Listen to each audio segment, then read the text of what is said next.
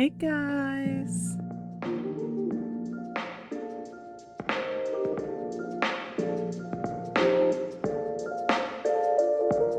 Welcome back to a new episode of Okay, I Said Too Much podcast.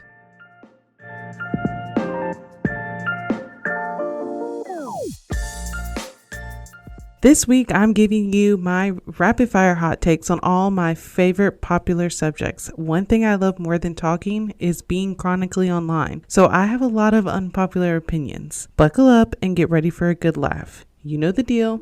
Grab a shot and stay a while. First things first. How did we like the new intro? I did that today. I'm recording on Sunday. It's been a weird few days. So I'm recording on a Sunday and I had been wanting a new intro for a while now. And I was like, I'm just gonna figure something out. There's so much copyright free music on YouTube that you can download. I just had to put it in my description bar, box and stuff below, whose music I'm using. But other than that, you can use it. And so how did we like the new intro? I love it. I think it's great. I think it's perfect. But tell me your thoughts, your feedback. I love hearing from you guys. So let's jump into our weekly update. I want to first apologize for there being no video last week. I've just kind of been going through it. If we're being completely honest, I'm going through it. I will say, I think a couple of days ago, I was just I can't keep wallowing in what I feel and I just need to get the hell over myself. Sometimes you just have to get the fuck over yourself. I don't recommend this if you have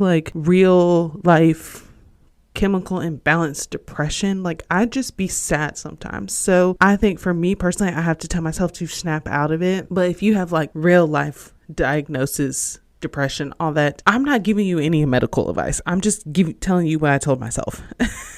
After the past couple weekends, since I last recorded, we have celebrated my friend's birthday. I went down and supported one of my friends through a difficult time that she's going through right now. And I just realized that what else? My best friend since middle school got engaged. So much has happened since the last time I've recorded. And it's all that just made me realize I need to get over it. I'm not lacking in life. I have so many beautiful people and things around me that I just need to get over it. So things aren't so black and white. This brings me back, and this is why it's my favorite quote of all time, because I literally have to always remind myself of this. And it's based off of a Bible verse, but I cannot remember what that verse is to save my life. But the quote is, a time for everything and everything in its time. And it's I have to constantly be reminding myself of that. I'm not behind. I'm not lacking. Life is going at the pace it's supposed to go at to give me my beautiful happy ending that I know I will get. I tweeted a couple weeks ago. I was I feel my life is just on back order. So much has happened and I'm that's just a terrible way to look at things. I need to snap out of it, get over it. Again, I don't know really what else to say. There's just so many things happening around me that sometimes I do get caught up in there's nothing happening to me. I combined nothing and happening there for a second. I have to remind myself that yes, no, there is things happening to you. You are alive, you're breathing, you're following your dreams and your passions, and that is what is important right now. Again, a lot has been going on. Just shout out to my support system, shout out to my friends. I just think I have such a beautiful group of people around me. I was talking when me and my friend went down to see our friend. I was talking to her and I was I've just realized that I'm so thankful for the small group I have. I have realized that as I gotten older, I don't think I could keep up with a large group of friends. I think the love and compassion and just support we show each other in this small group of people is just such a beautiful thing. So if you're struggling with feeling oh, I don't have this big group, I don't have all these people in my life, there's going to be a point where you realize I may not have this big group, but I have the right group. And I'm so thankful for that. Thank you to my friends. Thank you to the beautiful people around me. Thank you to my family for just realizing it's just not that bad. It's just not that bad. Today's episode is all about my rapid fire hot takes. I have a really good trending topic for you guys. I think I'm just going to stop talking about myself and we'll get into this week's episode, and let's go ahead and jump into our trending topic. If you don't know what this week's trending topic is about, if you don't know what I'm going to get ready to talk about, then you live under a rock. And I'm so glad that I took the time to research the facts. I could give you guys the facts first and then give you my opinion on it. Because that's what we're here for, honestly. But I want to give you an update. I'm pretty sure this is the last trending topic I talked about. I feel like I've missed 2 weeks of episodes, but I've only missed 1 week, but it just feels like so long since I've talked to you guys. Like, oh my God. The last trending topic we talked about was the Rudy Farias case. Yeah. Tell me why I found out. Him and his mom have just up and left. They have just left. He never gave a formal statement to the cops, so they weren't able, I don't think like she has like any charges. She's definitely like a suspect and they're looking at her, but they just up and left. So, it's always allegedly you're innocent until found guilty in a court of law, but I think this kind of confirms some things for us. So I just want to give you guys that update before we jump into what we're talking about today. And today we are talking about the Carly Russell case. At first I was going to give you my opinion and then get into the facts, but I think I'm going to get into the facts first and then I'll give you my opinion, because I'm really only here to give you my opinion and say this one piece that has been heavy on my mind since a couple things have came to light. So let's get into it. On Thursday, July 14th, Carly Russell went missing after placing a 911 phone call saying there was a toddler on the side of the road. She had also called her brother's girlfriend to let her know about this as well. First responders arrived to the scene minutes after she placed a 911 call to find her car still running and her personal belongings. Now seeing the footage from the highway of where you can see her pulling off onto the side of the road, she basically called and said there's a toddler wandering around the side of the road. Side note, don't do this. Don't do this. Do not get out of your car, because as you'll soon learn, this is a little bit different than it appears, but do not if you see something like this, call 911, tell them you saw something like this and keep going. Okay, don't get out of your car. People use all sorts of things to lure people in. I know I've talked about this briefly on this podcast. I know it probably wouldn't be like a toddler that would be doing this, but there is a true crime case out there where this guy was holding this man captive, had kidnapped him, and then had him go out and try to scout for victims for him. So if you see something strange, just call 911 and keep going. Okay, just keep going. Your life, 911 will handle it. Okay. And if you want to stop, don't get out of the car, because you are safe in your locked vehicle, because you can just start it and go. So that was a tangent, but let's get back to it. I lost my place. Sorry. In her story, she was kidnapped by 2 people, but was able to escape. Basically, she says when she went back there, someone grabbed her, jumped the fence, put her in the car, took her to this home. Apparently, she was able to escape once in the car. Then they brought her back. She gets to the home. They take naked photos of her, which would, if all of this was happening, I would assume it was like a human trafficking type of thing. So then she was able to escape the house and find her way home. She returned home on Sunday, which was about 49 hours after she disappeared. The main part of this is that they can't back up the story at all. And just a few days before she went missing, she had made abducted related searches on her computer. She had searched, you had to pay for an Amber Alert, how to take money from a register without being caught. She searched for bus tickets from Birmingham, Alabama to Nashville, Tennessee. Apparently, she also stopped at Target and bought items like snacks, toilet paper, and other items right before she was abducted, and none of that was found in the car at the alleged crime scene. So basically, people are getting at she faked it all, that she was actually in a motel up the street. She chilled out there for a couple days and then found her way back home. So of course, social media took this and ran with it. That's social media. That's going to happen. I tried very hard to research to find if they had a core reason for why she had done this yet, like if the cops had known yet. But basically, people on social media saying she was doing this so her ex-boyfriend would be sad and post her, and I guess he had never posted her on his Instagram or social media, and she I don't know if she was trying to get her back. There's all these different conflicting stories, and of course people are making jokes about it. And when she first went missing, a lot of influencers took the time to post and bring awareness to her story and stuff like that. And so people are like, oh, how do you feel now that she was proven that she was lying? How do you feel? So this is why I want to cover this trending topic, because I want to say this: always believe victims. And especially I think with male victims, I think this is a bad example because it came out that he was lying, but the dude that played, his name's Terry, but I can't think of his last name. Basically, a big actor came out and said he was sexually assaulted, and they were like, oh, you're some big burly dude, how did you get sexually assaulted? So I think believing the victims first is always the most important things. I would rather believe the victim, go with the victim, and be proven right that the victim had really gone through these things, than just being oh, I was proven wrong, they faked it, well, okay, Keep it pushing, because you just never know. You don't want to go into situations, especially when people's livelihood are on the line. Like, she was abducted,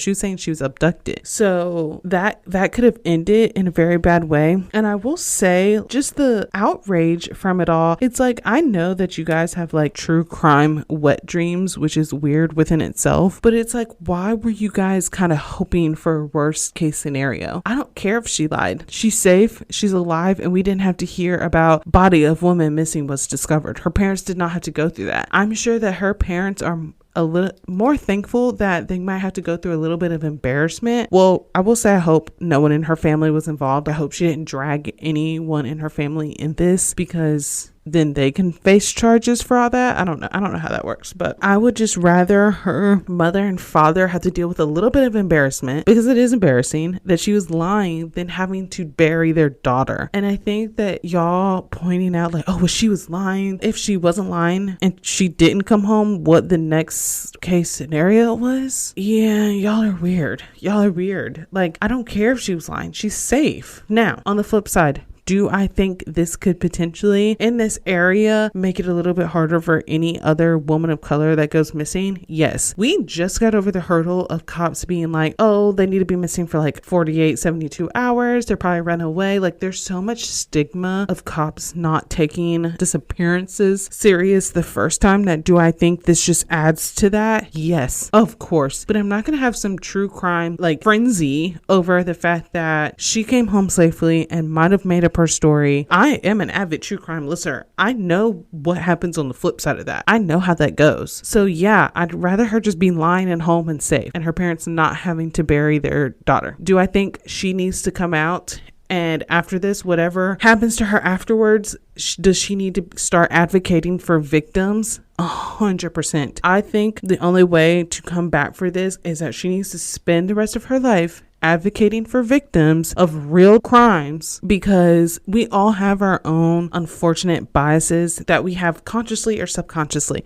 Now you have added to these cops subconscious biases that they are going to have towards cases. So do you need to spend the rest of your life advocating for victims? 100%. Like, I'm glad you're safe. I'm so thankful that this was a hoax or whatever you want to call it, allegedly. I'm thankful you got your boyfriend to post you on his social media. Okay, I'm so great for that, because I know what happens on the flip side, but you need to now advocate for all the other women that are on the flip side of this. They are going to be fighting more uphill battles because of what you did. And I think, honestly, it's the only way to come back from this. If now Carly Russell is the face of victims, the face of advocating for victims, do you know how much media attention that would get and help these families? That's what I think should happen. But who knows? So that's my trending topic for this week. We're going to go ahead and get into the meat and potatoes of this episode. I spent the last 2 weeks around my friends. I think that's when I had the most hot takes, because we just talk about everything. So we're just going to jump right into it. I have 4 topics here that I want to talk about. I didn't plan anything from what I want to talk. So if I ramble, I apologize. So first, I am going to talk about the Kardashians, the Kim and Kourtney beef, because I have seen a crazy take here lately on this that I just don't agree with.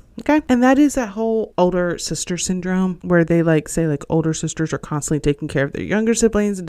Y'all do realize that the Kardashians grew up in Calabasas. Yes, Kourtney can have trauma from her childhood and trauma from the things her parents put her through, but she doesn't have the same older sibling relationship that maybe a middle class older sister, or they always talk about the immigrant older sister, is going to have. She grew up in Calabasas. So I don't think that's it. And I think the new season of the Kardashians was just not sitting right with me with this whole situation. Is that you have Kim trying to process a divorce, and then you have Kourtney just making things about her.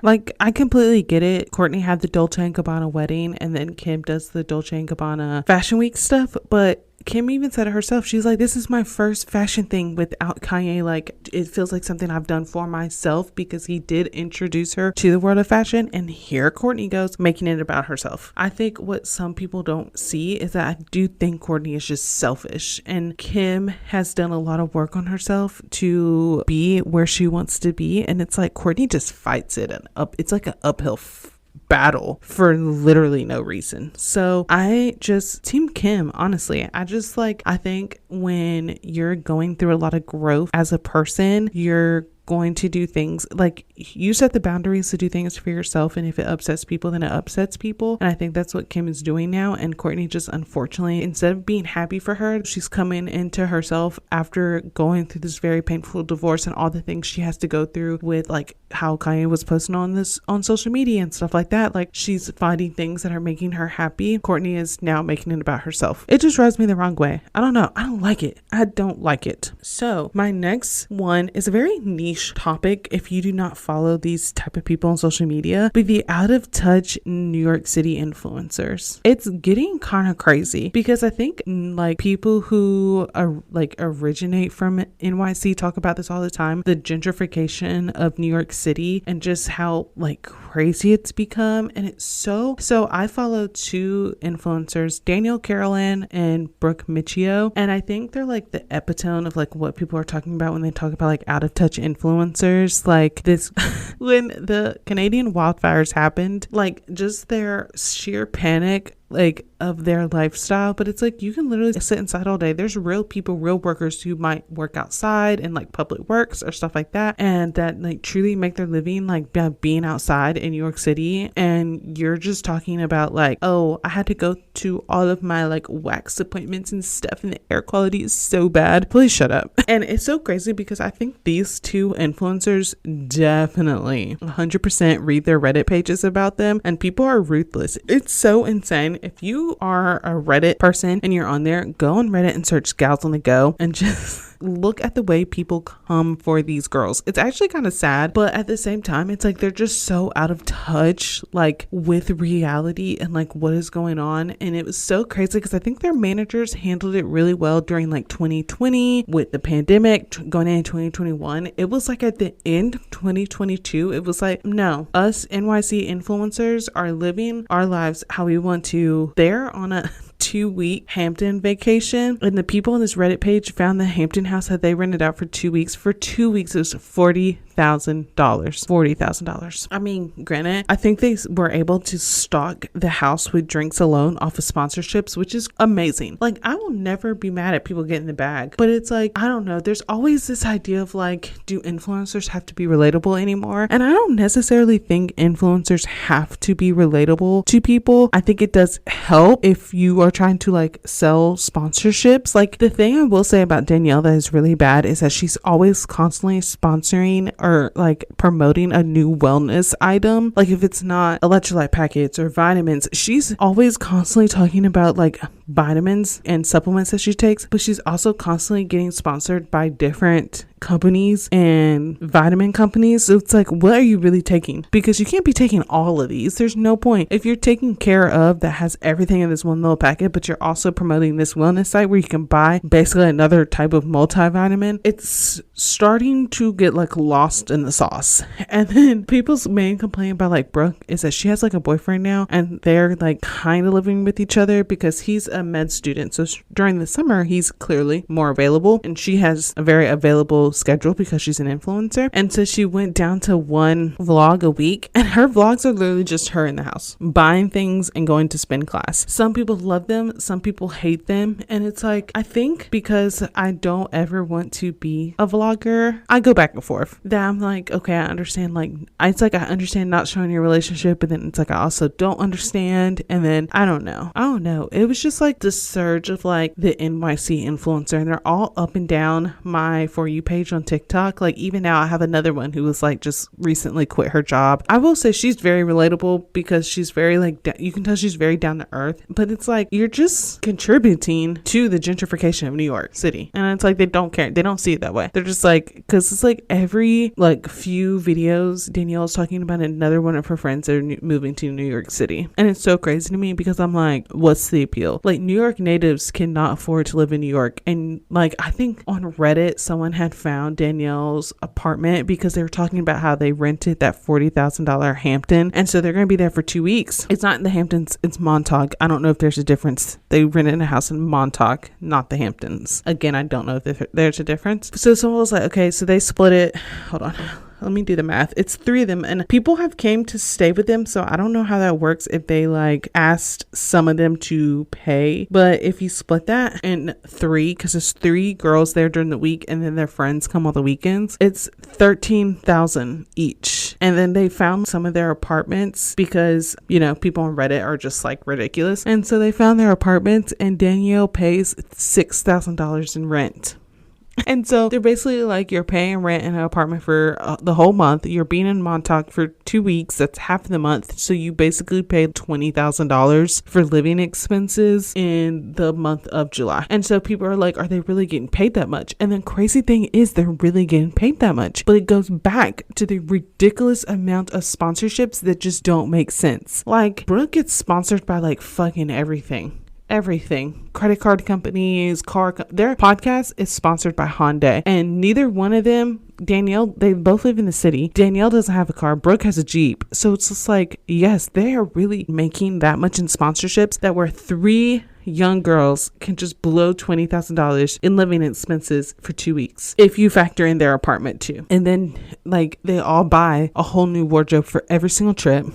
It's just insane. Like, when you really think about, I mean, I guess this is all influencers. Like, you got to think like the subsection of like Atlanta influencers, but you don't see a lot of like Black woman influencers doing like 2-week house trips with people. Like Aaliyah's Face, she vowed to like take a trip and go to a different country like every month of this year. So I'm like, yeah, that right there is outrageous. Like, that's going to be like close to 100K in vacations by the end of 2023. So yes, that is outrageous also. But $20,000 in living expenses for 2 weeks is also ridiculous. And they've already taken like multiple trips to like Cancun and all that. But you gotta think, like, some of these are brand trips, some of them are sponsored trips. It's just insane. It's like, if you've ever heard of the Edition Hotel, Danielle got sponsored to stay at the Edition Hotel in Tampa. It's insane. Next subject, because I'm like over here like, one day, and you'll have a break in between right here where I sponsor someone. I'm telling you, I always say, I'm like, Bloom Greens,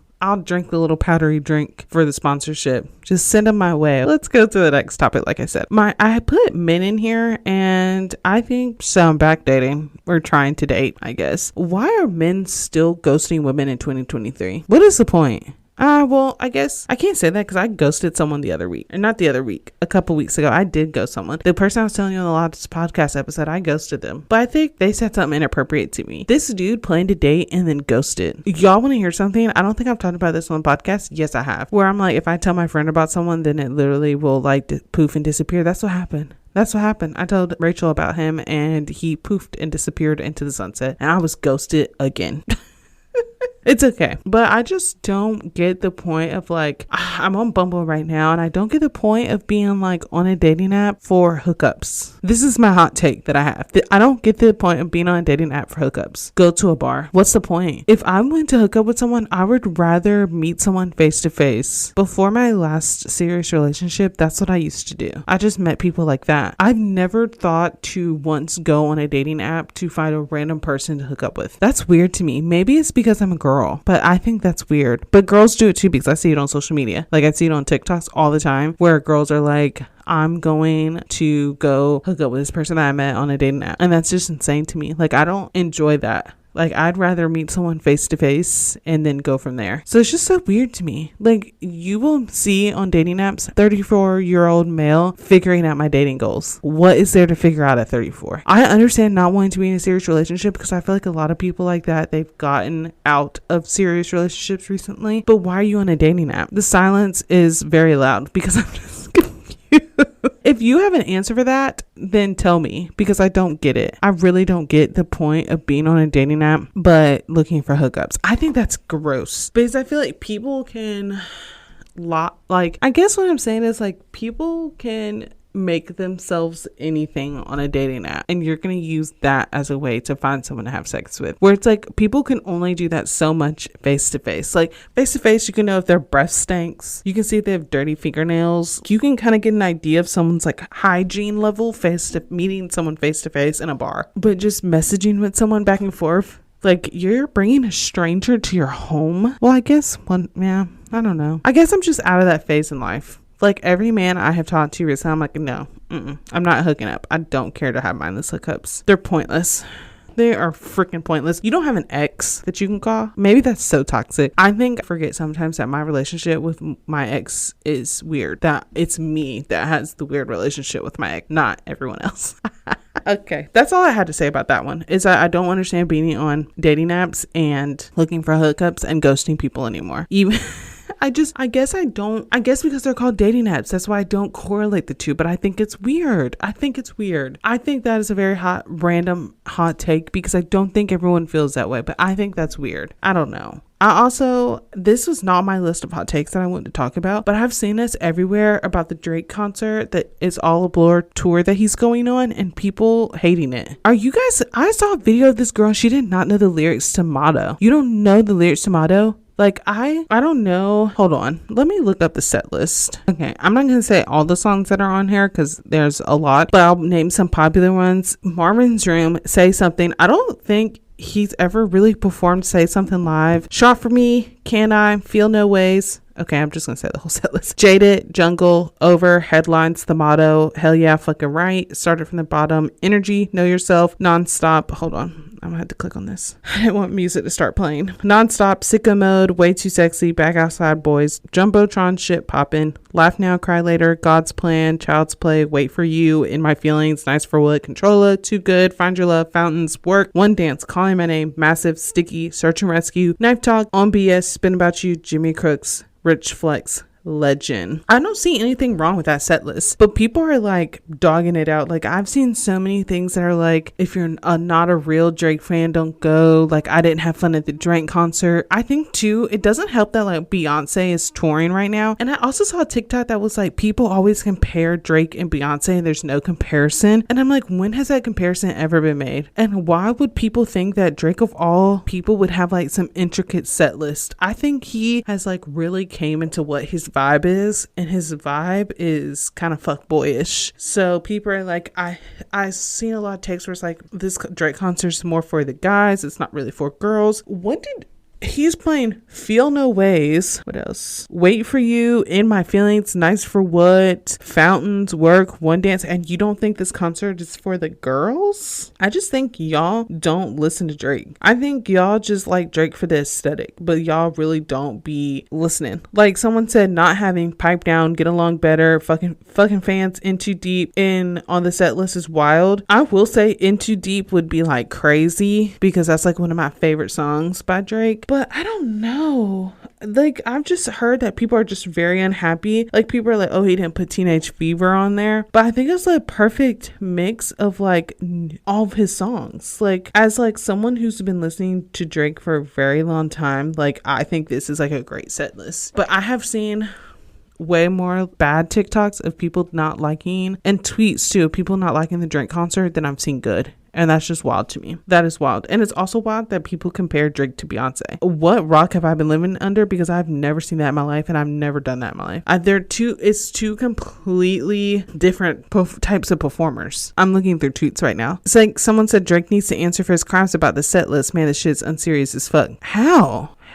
And I will say, not doing Hours in Silence in Treacherous Twins is very weird, because I think those, like, especially Hours in Silence, it like blew up on TikTok. So I do find it weird, like, you're doing Search and Rescue but not Hours in Silence. I can agree with people saying that. I can agree with. So I don't know. I'm trying to go. He has 2 shows in Charlotte, and I'm trying to go to one of them, and I'm trying to figure out where he's staying at. No, I'm just kidding.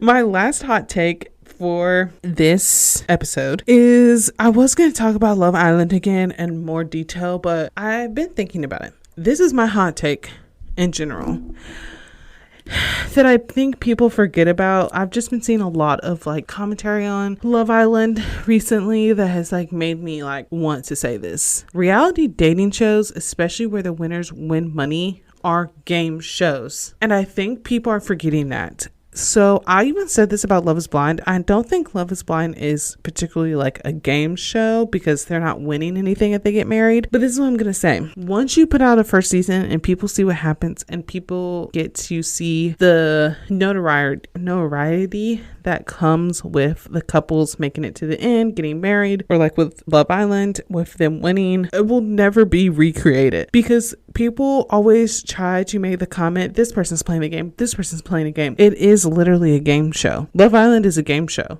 You are competing for money. You are on a game show. So you'll never, it's like 10 seasons is wild because if you don't know, like, I'm sure someone right now who will be on the next season of Love Island is watching this season. They don't switch it up enough for people to not play the game if they go in there. And it was just crazy to me. Like, Love is Blind, you'll never recreate season 1 of Love is Blind. You'll never have another Cameron and Lauren ever again because now it's tainted. Because now people just want the podcast deal. They want the 100,000+ followers on Instagram. Like, they don't truly want the love. I think if you've had enough seasons, that gets taken all out of it. Like, people aren't doing it for that anymore. Like, yes, there are some people that are going to have true intentions because it's, you can't never not have those people, but I don't think they're those are the people that are going to end up with cameras following them for Love is Blind. Like, it's just one of those things where it's like magic is never going to strike twice. Once you put it out to the public and the public watches it, it'll never be the same again. And so with Love Island is on season 10. It'll never be what it was. I think the last really good season for me personally, well, the season before this, everyone says is really good, but like Molly May and Tommy Fury, everyone is trying to recreate that. Molly that's on this season is trying to have the Molly May come up because Molly May had a good amount of followers and everything before she went on the show, but now it's the Pretty Little Thing brand deal. She has her own fake tanning company, like the YouTube subscriptions, like all that, like the brand deals, all that. Okay, Marsh, that's who's on this season. She is trying to have the Molly May effect because it's hard to not go in it and not think that way and not think. And like even Tommy was like an athlete too. Same with Zachariah. He's an athlete. So it's like they're trying to have the Molly May Tommy effect. That's what everyone is looking for. That is what everyone is shooting for now because they've seen enough seasons to know they want the brand deals. They want the podcast deal. Like, that's just what it is. You'll never have it again. You'll never have the non-gameplay.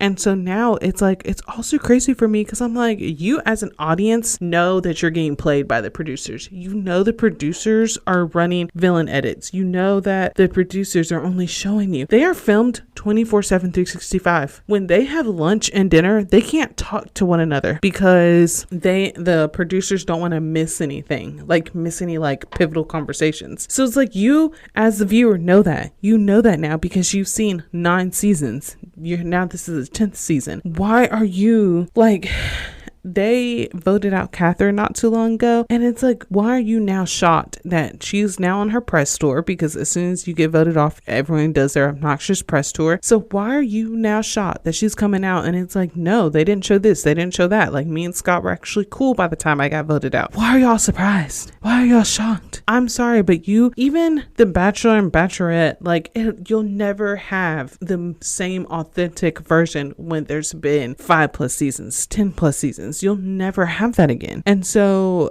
also, as a viewer, you have to know it's a game show. You have to know it's a game show. These people are competing for money. It is a game show. And if I keep going, this episode is going to be an hour and a half of me talking about Love Island. So that are all my hot takes today. I don't think they weren't hot. Some of it was unpopular, but that is all I have for you guys today. And let's just go ahead and jump into our song of the week. So as soon as it gets hot outside, I start listening to Afro beats. Like, once it gets hot outside, that's what I want to listen to. Like, if I'm by water, Afro beats. If I'm in the car, Afro beats. So I have an Afro beat song of the week for you, and it's featuring my favorite. I was just talking about him, Drake. So it's J Hus, Who Told You, featuring Drake. And I feel like if you are not really like huge into Afro beats, I think this is a good start for. It's very mild. It's not as crazy as some of the ones I listen to where you can't really understand what they're saying, understand the lyrics. This is a little bit more tame than that. So it's a perfect song for the summer. You guys know right now I'm giving you bops for the summertime. So J Hus featuring Drake, Who Told You? So good. And like I said, warm weather for me is Afro beats. It just makes sense. It makes sense. I'm not okay. And I will say I don't have anything against like reggaeton, like, or anything like that. But like, why would I not listen to Afro beats? That's my culture, people. Okay, come on now. So that's my song of the week. And you guys already know I'm gonna tell you where to find me. If you're at the end of this episode, thank you. And the Instagram for the podcast is istm.podcast. My TikTok account is just my name with 3 extra A's. So DEADRAAAA. And yeah, I've been trying to post the podcast on my TikTok every single day or as much as possible. So definitely go follow that because that helps me out a bunch. Because the more you like and comment, it's the more it will boost it to other people. So my Instagram for me personally is also the same as my TikTok. So thank you guys for sticking around. I apologize for missing an episode last week, but I'm back on it. I'm back on the grind. I'm on my Zoom, okay? I am on my Zoom. So I will see you guys next week.